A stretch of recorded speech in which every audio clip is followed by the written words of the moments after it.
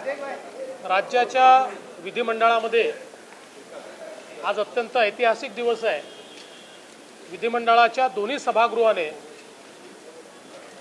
देशाच्या संसदेने जीएसटीच्या संदर्भात जे राज्यघटनेमध्ये संशोधन केलं होतं त्याला एकमताने मान्यता दिली आहे, त्याचं अनुसमर्थन केलं आहे आणि हा अनुसमर्थनाचा प्रस्ताव हा एकमताने दोन्ही सभागृहांनी या ठिकाणी मान्य केला आहे।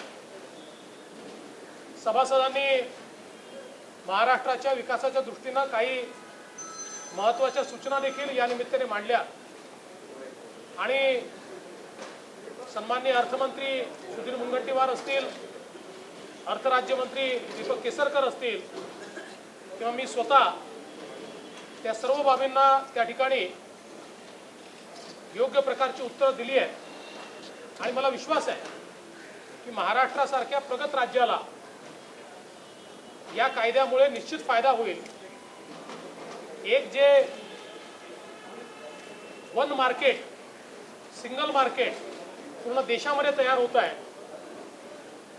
आणि जी टॅक्स सिस्टीम मध्ये प्रेडिक्टिबिलिटी येते आहे, टॅक्सेसचा जो कॅस्केडिंग इफेक्ट कमी होतो आहे, या सगळ्या गोष्टींमुळे महाराष्ट्र प्रगतीकडे जाईल आणि विशेषतः राज्याला सर्व्हिस टॅक्स लावण्याचा अधिकार आल्यामुळे त्याचा हिस्सा मिळणार असल्यामुळे सगळ्यात जास्त सर्व्हिसेस तयार करणारं आणि कंझ्युम करणारं राज्य असल्यामुळे देशाच्या सर्व्हिसेसमध्ये 19% वाटा आपला असल्यामुळे त्यातनंही मोठं उत्पन्न हे राज्य सरकारला मिळेल। याच वेळी एक आश्वासन मी या ठिकाणी दिलं की विशेषतः महानगरपालिका ज्या आहेत, या महानगरपालिकांना आणि त्यातही मुंबई महानगरपालिकेला, कारण मुंबई महानगरपालिकेचा ऑक्ट्राय संपणार आहे आणि इतर महानगरपालिकांचा एलबीटी संपणार आहे, तो आपण संपवलेलाच आहे आणि त्याच्याबद्दल आपण प्रतिपूर्ती देतो।